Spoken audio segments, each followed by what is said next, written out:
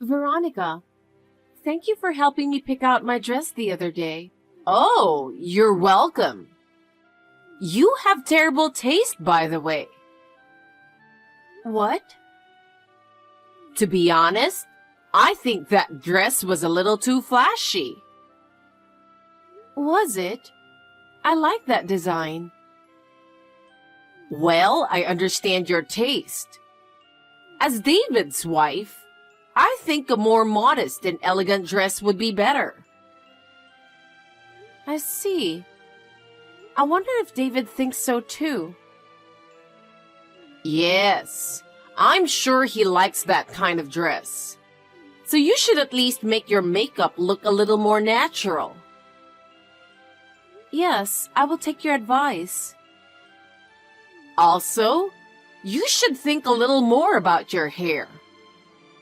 That fancy updo is a bit, you know. And the dress is flashy too. I like that hairstyle. Yes, your preference is important too. But I think it would be better for David if you kept it more modest. I understand. I'll talk to him about it.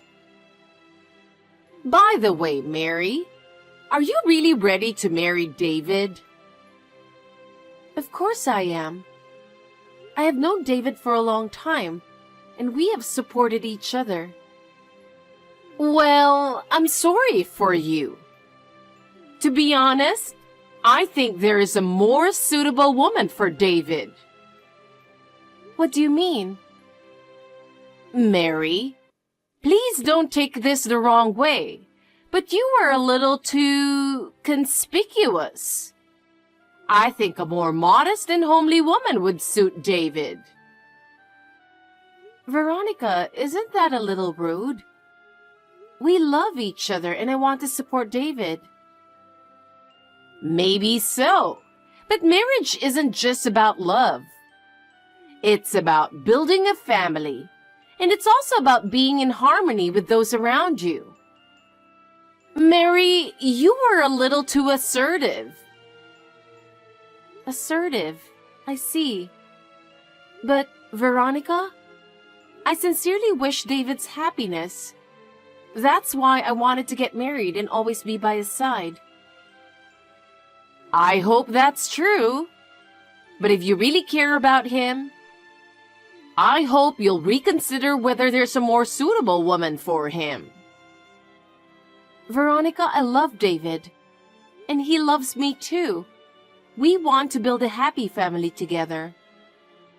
Then I want you to make an effort to be more modest. For David's sake and your own.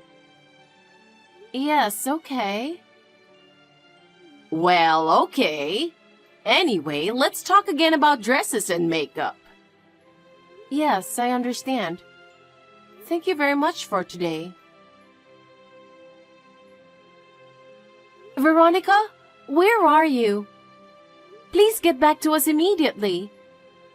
I'm very worried because I cannot get in touch with you.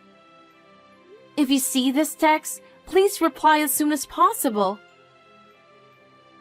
Sorry, I just saw your messages. I was taking a hot bath and didn't notice. So, is there something wrong? A hot bath? You can come soon, right? I need you to hurry. What do you mean? Did something happen today? I don't know what you're talking about. Today is the wedding day.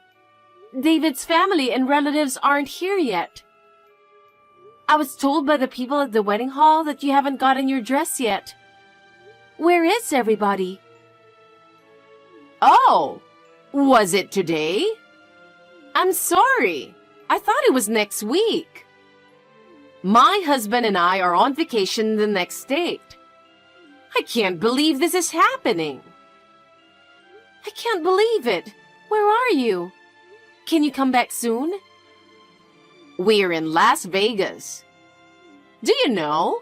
It's a nice place. Las Vegas?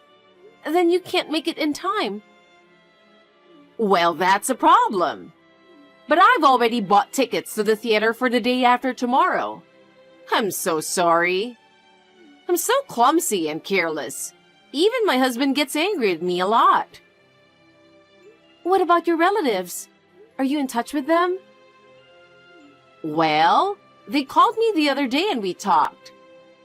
Oh no, I thought it was next week, so I told everyone it was next week. What? That's beyond careless, Veronica. I can't believe you made a mistake on such an important day.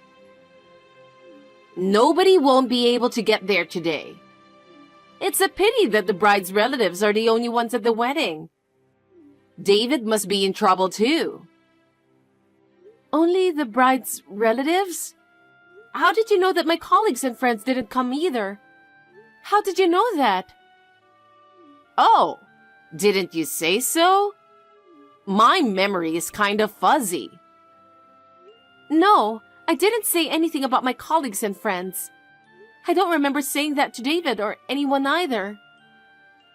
Oh, really? Assumption is a scary thing. I've been suffering from dementia lately. Did you do something? Not only the groom's relatives, but even my friends and colleagues didn't show up.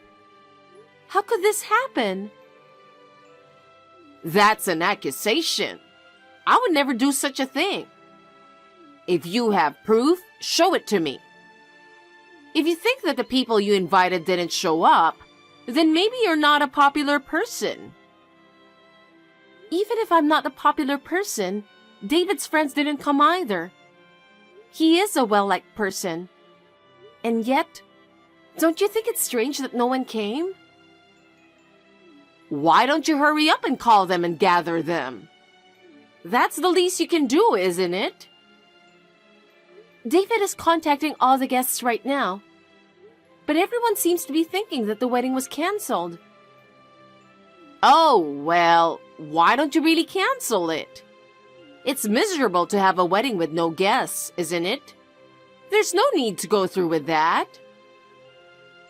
Do you know what you're saying? Are you seriously saying that you want us to cancel the wedding? I'm sure David can find a better bride. And you don't have a good reputation. So it's not a bad idea, right? I understand. I'll cancel today's wedding. Oh dear. It was such a nice place for a wedding. I'm sorry we're here on a vacation. Yes, it was a very nice place. So even if we cancel, we will have to pay the full amount. David and I have to work hard from now on. Oh my! If the marriage is going to be canceled, shouldn't you be the one to pay the full amount? Because a wedding is a place where the bride can be as selfish as she wants to be. The bride's expenses are higher than the groom's, and I don't want David to be bothered with it. That's not the way it works either. We are getting married, and it was both of our weddings, so the cost is split 50-50. Besides, you have responsibilities too. It's not very presentable to get married without a wedding. It's unthinkable to do such a half-hearted thing. There are more and more couples like that these days.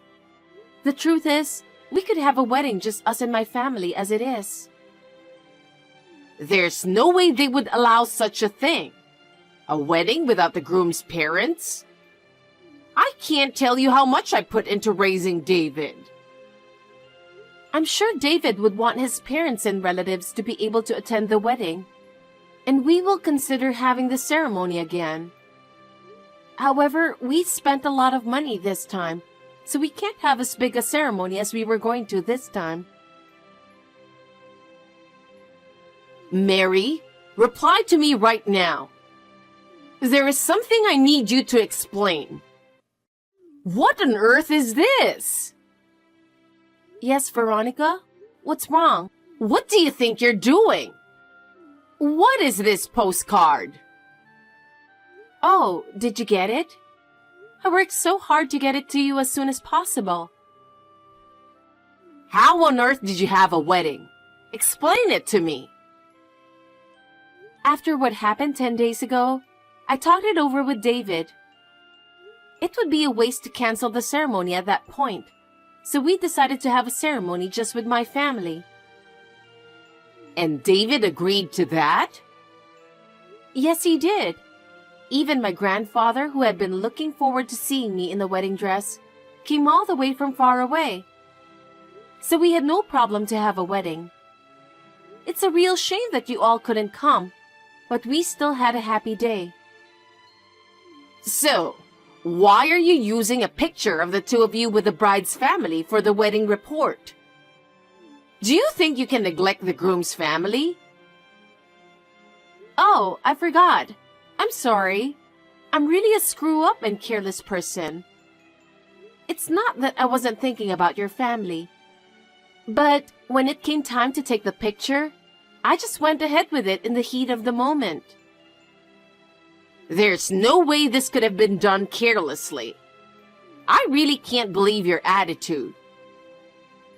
Actually, David was also very depressed because you could not come. Still, I thought it was important for us to do the best we could and have a happy day. David was depressed? If that's the case, you shouldn't have had the wedding without us, right? That's what he said, but in the end, he decided to look on the bright side. We wanted to cherish that important moment in our lives, even if some were missing. I really wanted you to celebrate with us, but circumstances had to be taken care of. Still, I can't believe they would use a photo of the wedding without the groom's side of the family. Why is that? You missed the wedding because you were careless, and then went through the trouble to tell the guests that the wedding was no longer held. That's something I can't believe. You don't have any proof that I called the guests to tell them the wedding was canceled. That's an accusation. I ask everyone. What? After the wedding, I contacted each and every guest and asked them. They all said you contacted them the day before and told them that there would be no wedding because the marriage had broken up. They said they were in shock because of the breakup. You even told them to leave us alone because we were depressed. Did I say that? I've been suffering from dementia lately. If you have proof, show it to me. Do you enjoy bullying me? Of course I do. Oh. I really wonder what kind of person you think you are. I can't help but worry about leaving David in the hands of someone like you. Veronica, I guess you've become senile. You couldn't even think about your son's grief. That was a leading question, wasn't it? You tricked me.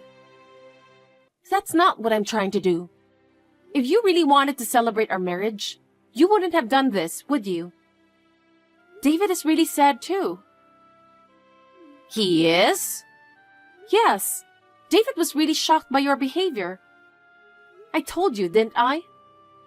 How can you prioritize picking on me without even thinking about his grief? It's the same as becoming mentally slow. Oh, that's not right. You accidentally forgot about it, right? I didn't forget. I'm not that out of it. You didn't forget? Oh. Well, I knew that. David is even angrier than I am. He said you're not his mother because you did this kind of nonsense. That's why the picture in the postcard is the family picture he wanted. He doesn't consider you family anymore. That can't be true. He was crying, saying he called you the day before. He was crying? He has apologized to all the guests in person. He also gave them that postcard at that time. You're lying. He didn't say anything to them, did he? What do you mean? That thing, you know, about the wedding, about the cancellation. Oh, you mean the story about you calling without telling us to cancel the wedding? If that's the case, he explained it to them very thoroughly, showing our text messages. Oh my God! My relatives are going to get angry at me. I'm going to get in trouble. You were aware that you had done something that would make them angry. My relatives, my friends, and the people at work all sympathized with me. They understood my situation and helped me. I got a call that my relatives are coming over here. You guys should come over here too. It's your fault for trying to have a wedding without my permission. Your husband apologized. My husband? You don't have dementia, you know that. Anyway, you blocked David's number on his cell. It's a premeditated crime, going out of your way to make it impossible for us to contact your husband. How did you know that? Because your husband is a serious person, not someone who would harass us like you. David went back to your home to tell him something was going on when you were out at a dance class. So, he knows all this too? Yes, he does. And he will pay for the wedding. In addition to that, your dancing class, baking class, ukulele class, and quilting class, he decided to make you stop various other lessons and pay the wedding fee with those tuitions. Spending $2,000 per month for all those lessons is crazy. If I stopped going, I wouldn't have any friends. All my fun would be gone. I was so close to really losing my friends too. Because of your lies, I was made out to be a very unfaithful woman who was just trying to steal their money. That's a bit of an exaggeration, but it's mostly true. Mostly true? Are you sure you're not mistaking me for someone else? David and I trust each other, and such rumors are groundless. Do you realize how many misunderstandings have arisen because of the lies that you spread? All my friends and colleagues were puzzled at first. I will never forget the expressions on their faces when they learned the truth. I was worried about David. I did what I did because I was thinking of his future. If you were worried, you should have had a discussion with him from the beginning. It is more sincere to talk to him, rather than sneaking around behind our backs. That's what family is all about, isn't it? Your way won't make anyone happy. Anyway, come over here now. Protect me. I can't. We're at the spa right now. What? He told me that he wants to relax, so I took him to a spa to cheer him up. We also came here to have a nice steak dinner. Where's the spa? I'm sure it's somewhere local. Then you can come here soon. We're about 3 hours away, so we can't. 3 hours away? So I can't come right now. Please get scolded from your husband and relatives. Oh no! I'll lose my position if I don't do something about it. I can't even go to my lessons. What should I do if my husband divorces me? I can't face David. That's about the extent of what you did. I'm angry too. More than anything else, you made my dear husband sad and cry. I can't forgive you for that more than the bullying. Mary, I'm sorry. I can't imagine that I won't be able to see David. Please help me. My life, my relationships, everything is falling apart. First of all, please apologize to David. He worked so hard to prepare for the wedding so that everyone could enjoy it. But because of you, it was ruined. You should know how much it hurt him. I've been trying to reach him, but I can't get through. What should I do? I really don't know what to do. I want to apologize to him directly, but I can't even talk to him. I see. He must have been in quite a shock. What you did must have cost him a lot of heartbreak.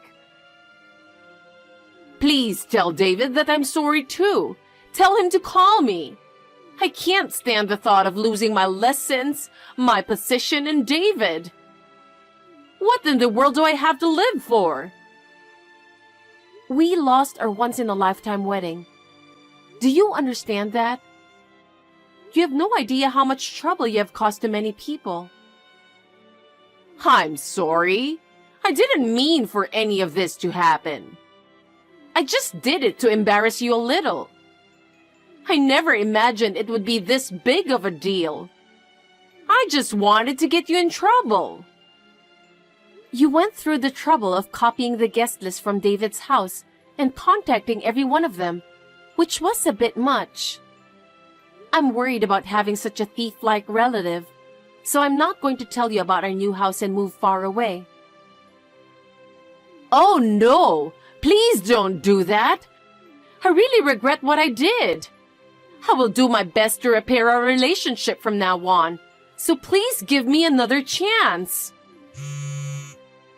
From now on, let's change our minds and build a good relationship. I will do my best too. Please don't give up on me. Tell David, please don't give up on me. I'm sorry, I can't try. So, goodbye. I'm leaving you so that David and I can be happy. Please don't disturb us anymore. Goodbye. After that, Veronica was scolded terribly by her husband. He scolded her for ruining our wedding, and he was furious when he learned of her numerous harassments against us. She now lives under her husband's strict supervision. She can no longer behave as she used to. I wonder if it was her husband's mercy that kept them from getting divorced. Relatives also voiced strong condemnation of her behavior. They are all saying that they will dissociate themselves from her. She ended up alone for what she had done.